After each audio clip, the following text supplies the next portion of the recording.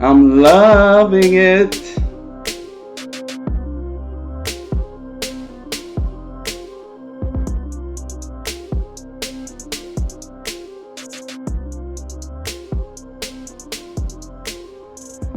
Hello guys, Will from YouTube. In today's episode we're going to be talking about Randy Beehler, the guard from Minnesota prison that was transporting a female inmate from, I guess, from wherever she was being convicted. She was being transported to a prison. And on her way there to the prison,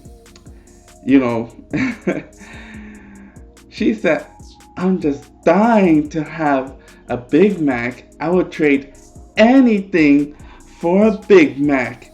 And the guard was like, anything? Does that include fooling around? And she would say, yeah, anything.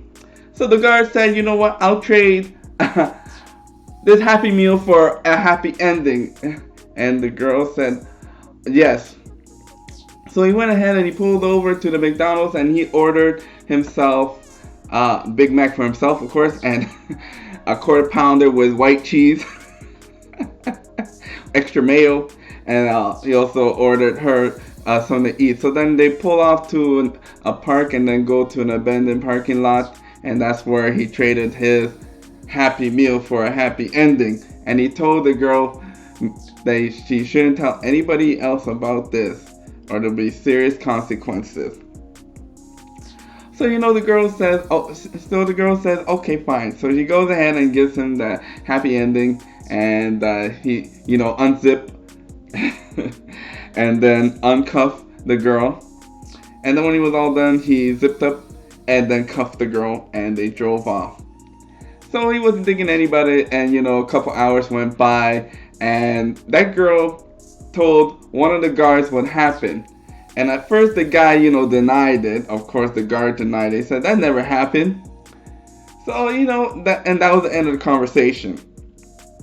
But a couple of days later, they went back to question the girl and said that the guard does not know anything about what happened that day. So the girl said, check the GPS and you'll know that we also threw, the cleanup, we threw out all the cleanup in the trash can at such and such park. So the police went ahead and they went over to the parking lot that they described near the McDonald's, and they went through the trash and they found his his manliness in the paper, and they sent it back for testing, DNA testing.